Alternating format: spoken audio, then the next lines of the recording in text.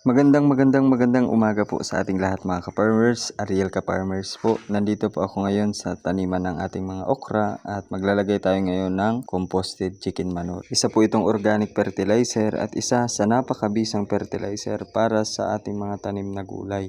Lilinisan ko po muna yung ating tanim na mga okra kahit yung paligid lamang po mga ka-farmers dahil yung mga nakaraang araw po medyo madalas nga po yung pag-ulan dito sa aming lugar na malaking tulong naman po para sa aming mga farmers dahil gumanda po yung mga tubo ng pananim at lumambot na rin po yung lupa. At ngayon mga ka-farmers, alamin po natin kung ano nga ba ang chicken manure, ano ito ilagay at ano yung mga benepisyo na makukuha natin sa chicken manure. Ang chicken manure po o ang dumi ng mga manok ay isang organic fertilizer na mabisa lalong-lalo na po sa mga lupa na mababa ang nitrogen. Sa lahat nga po ng animal manure, ito pong chicken manure ang pinakamaraming phosphorus, nitrogen at potassium. Ibig pong sabihin mga ka-farmers, para ka na rin pong nag-apply ng complete fertilizer sa iyong mga pananim na gulay. Ngayon naman, alamin po natin kung paano gamitin ang chicken manure. Sa paggamit po nito mga ka-farmers, kinakailangan lamang po natin na ito ay patuyuin natin. Ibilad po natin ng at least 2 to 3 days po bago natin ito gamitin sa ating mga tanim na gulay. Yung ibang mga farmers po, nilalagay nila ang chicken manure sa lupa bago sila magtanim ng gulay. Ang tawag po doon ay basal application. Ito naman pong ginagawa ko ngayon ay side dressing. Dahil nakapagtanim na tayo, ilalagay lamang natin sa paligid o sa gilid ng ating tanim na gulay para sa pagdilig po natin o kung umulan naman ay ma-absorb pa rin po ito at nasisipsip ng mga ugat ng ating mga pananim na gulay. Ngayon naman, pag-usapan po natin yung mga benepisyo na makukuha po natin sa pag-apply natin ng chicken manure. Bukod nga po sa nitrogen, phosphorus at potassium na meron ang chicken manure, ito rin po ay nag-aalalay sa lupa na ating pinagtatamnan. Ibig sabihin po mga ka-farmers, pinapanatili niya po yung pagiging moisture ng lupa na ating pinagtamnan dahil mataas po yung water holding capacity ng chicken manure. Isa pa nga po sa benefits ng chicken manure ay pinapanatili po nito yung pagiging mataba ng lupa. Kaya napakagandang gamitin mga ka-farmers ng chicken manure sa ating mga